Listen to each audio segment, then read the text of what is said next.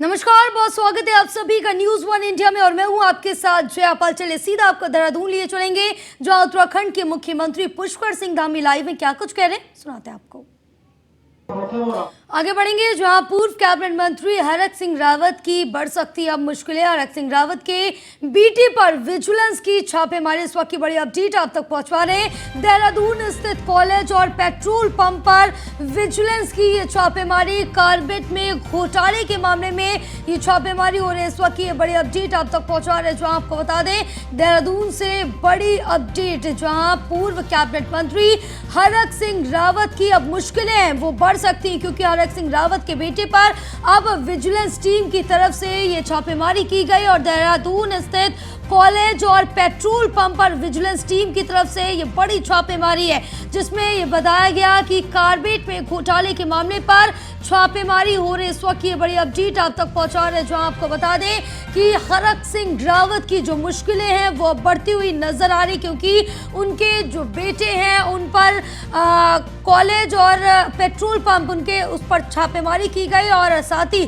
Corbett में घोटाले के मामले में ये कार्रवाई की जा रही है, छापेमारी की जा रही है। विजिलेंस टीम की तरफ से बड़ी कार्रवाई की गई है, बड़ी अपडेट आप तक पहुंचा रहे हैं, जहां आपको बताते चले कि अब हरक सिंह रावत के जो बेटे हैं और हरक सिंह दोनों की मुश्किलें बढ़ती हुई नजर आ रही, क्योंकि विजिलेंस टीम की तरफ से ये छापेमारी की जा रही है। देहरादून स्थित कॉलेज और पेट्रोल पंप पर विजिलेंस टीम की तरफ से छापेमारी की जा रही है। साथ ही कार्बेट में घोटाले के मामले में ये बड़ी छापेमारी हो रही है। पूर्व कैबिनेट मंत्री हैं हरक सिंह रावत, अब उनकी मुश्किलें कहीं ना कहीं बढ़ती हुई नजर आ रही, क्योंकि उनके बेटे के ऊपर विजिलेंस टीम की तरफ से कार्रवाई की जा रही है, छापेमारी की जा रही है। और आपको बता दें कि कॉलेज और पेट्रोल पंप दोनों में ही छापेमारी की जा रही है। इस वक्त की ये बड़ी अपडेट है, जहां अब फंसते हुए नजर आ रहे हैं हरक सिंह के बेटे। इस वक्त की बड़ी खबर, जहां हरक सिंह के बेटे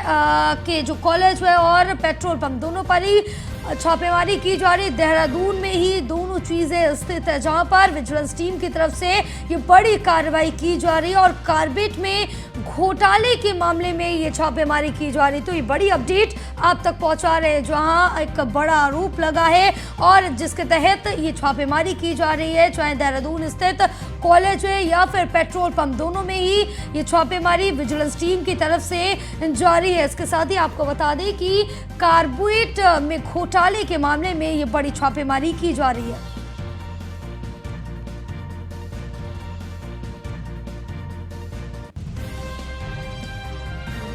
तो ये बड़ी खबर आप तक पहुंचा रहे हैं, जहां आपको बता दें कि छापेमारी जारी है। इस वक्त की बड़ी खबर आप तक पहुंचा रहे हैं, जहां हरक सिंह के बेटे पर विजिलेंस टीम की कड़ी कार्रवाई की जा रही है।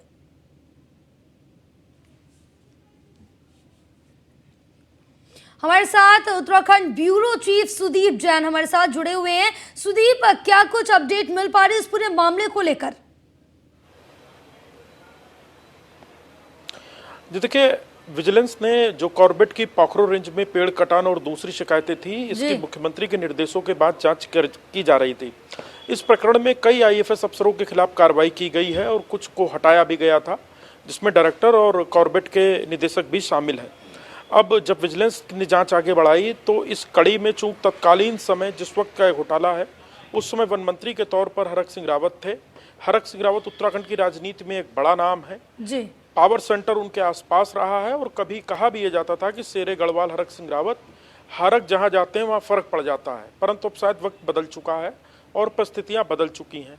विजिलेंस की जो कुमाऊं की टीम है वो देहरादून के सहसपुर शंकरपुर इलाके में जो Doon institute of medical studies, जो इनके कॉलेज है, मेडिकल कॉलेज जो इनके पुत्र संचालित करते हैं, वहाँ पर टीम पहुँची हुई है और जाँच कर रही है।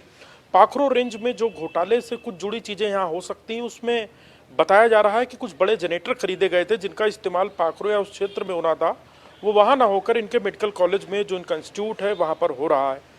मामला इतना गंभीर है और हरक सिंह रावत को भी लगता है भविष्य में उनके लिए चुनौती बनेगा।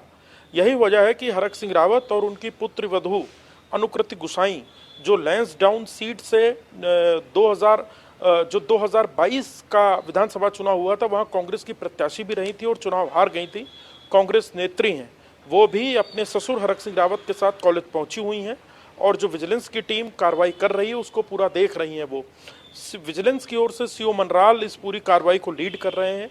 स्थानीय पुलिस, सहसपुर थाने की पुलिस भी मौके पर मौजूद है ताकि कोई कानून व्यवस्था न बिगड़ने पाए। हरक सिंह रावत को कुछ दिनों पूर्व भी कांग्रेस ने जो राजस्थान में होने वाले चुनाव हैं उसके मद्देनजर ऑब्जर्वर बनाया है, एक बड़ा पद दिया है।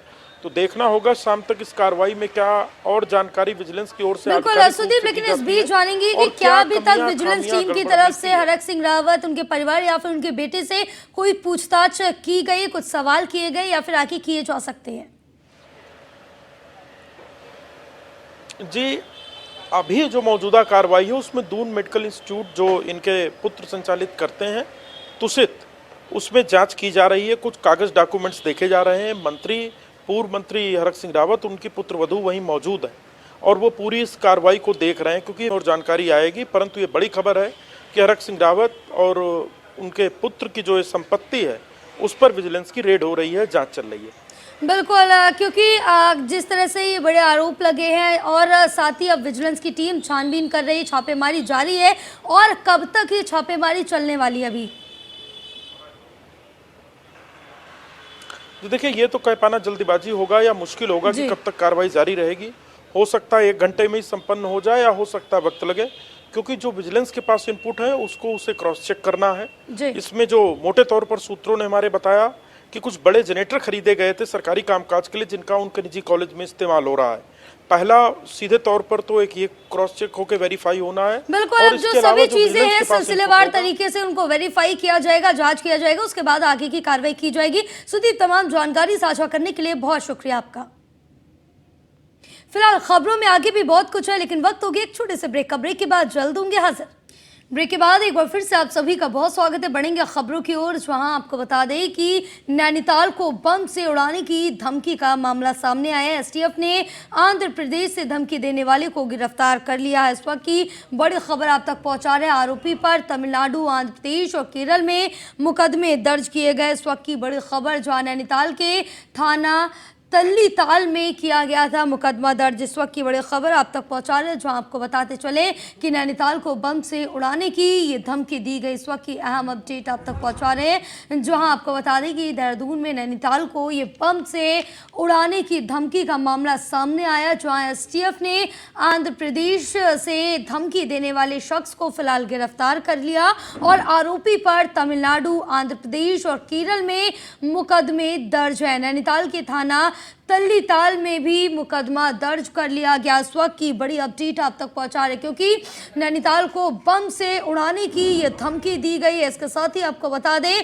कि जो धमकी देने वाला शख्स है, आरोपी शख्स है, उसको पुलिस की तरफ से गिरफ्तार कर लिया गया है। तो वहीं आपको बता दें कि आंध्र प्रदेश, केरला, उसके साथ ही देहरादून, यहाँ सभी जगहों पर मामला दर्ज कर लिया गया।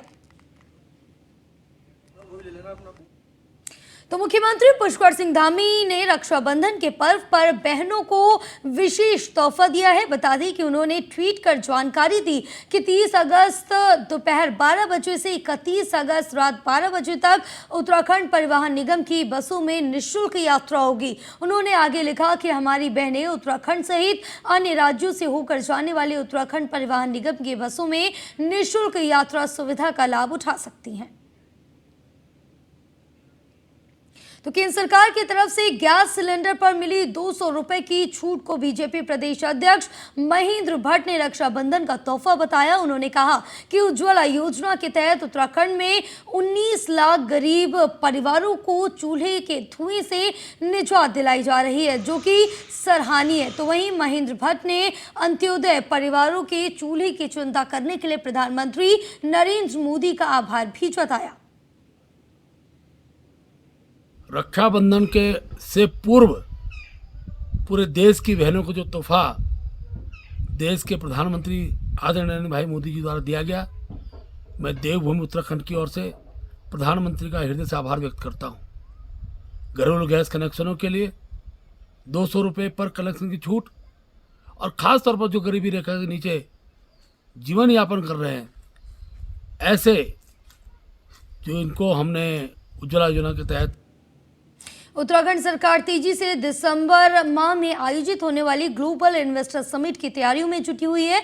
कई अलग अलग समितियां बनाकर प्रतिदिन अलग अलग कामकाज की मॉनिटरिंग और दिशा निर्देश भी दिए जा रहे हैं। सचिव उद्योग विनय शंकर पांडे ने बताया कि 2 सितंबर को ग्लोबल इन्वेस्टर समिट का लोगो और वेबसाइट भी लॉन्च सीएम आगमन हो, उसके लिए हम लोगों की तैयारियां चल रही हैं। मुख्य रूप से इसमें चूँकि बड़ा बृहद स्तर का आयोजन होता है, तो इसके लिए डिफरेंट कमेटीज़ बनाई गई हैं जो व्यवस्थाओं को लगातार देखेंगी, काम करेंगी और यह सुनिश्चित करेंगी कि इन्वेस्टर समिट सफलतापूर्वक संपन्न हो। इसके अभी 2 कार्यक्रम लगभग हो चुके हैं। एक आपको पता होगा कि माननीय मुख्यमंत्री जी की अध्यक्षता में एक सलाहकार समूह बनाया गया है, जिसकी बैठक पिछले दिनों हुई थी यहाँ पर, और उसके बाद 21 को दिल्ली में एक बैठक की गई थी जिसमें जितने इंडस्ट्रीज़ एसोसिएशन थे, चाहे वो एसोचैम हो, फिक्की हो, पीएचडी चैम्बर ऑफ कॉमर्स हो, सीआईआई हो, इनके प्रतिनिधियों के साथ माननीय मुख्यमंत्री जी का डिस्कशन हुआ था।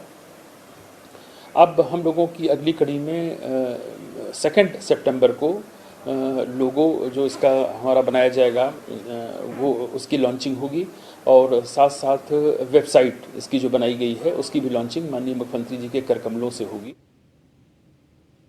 उत्तराखंड में मानसून के दौरान हुई बारिश की वजह से सड़कों को बड़ा नुकसान हुआ। प्रदेश में कई जगह क्रॉनिक लैंडस्लाइड जोन बन चुके हैं। अब इनके ट्रीटमेंट के लिए केंद्र सरकार की ओर से 971 करोड़ रुपए दिए गए। प्रदेश के सचिव लोक निर्माण विभाग पंकज पांडे ने बताया है कि प्रदेश में 155 क्रॉनिक लैंडस्लाइड जोन बन चुके हैं। इनमें से 107 की डीपीआर बन चुकी है। इनमें से 89 जोन ट्रीटमेंट के लिए 971.68 करोड़ रुपए केंद्र ने जारी किए। प्रदेश में भूस्खलन की वजह से उत्तराखंड को हर साल जान मान का बड़ा नुकसान होता है। हर साल करोड़ों रुपए भूस्खलन से प्रभावित सड़कों को ठीक करने में ही लग जाते हैं। भारत सरकार ने जो एनएच से रिलेटेड ऑल वेदर रोड हैं और जो चारधाम की सड़कें हैं उनके लिए 900 से ज्यादा करोड़ रुपए दिए हैं हम लोग ने। उसमें टीएचडीसी हमारा कंसल्टेंट है, उनके साथ हमारा एमओयू है, तो वो लोग जो ट्रीटमेंट स्ट्रेटजी की कैसे इसको फिलहाल इस बुलेटिन में बस इतना ही। आप देखते रहिए न्यूज़ 1 इंडिया। नमस्कार।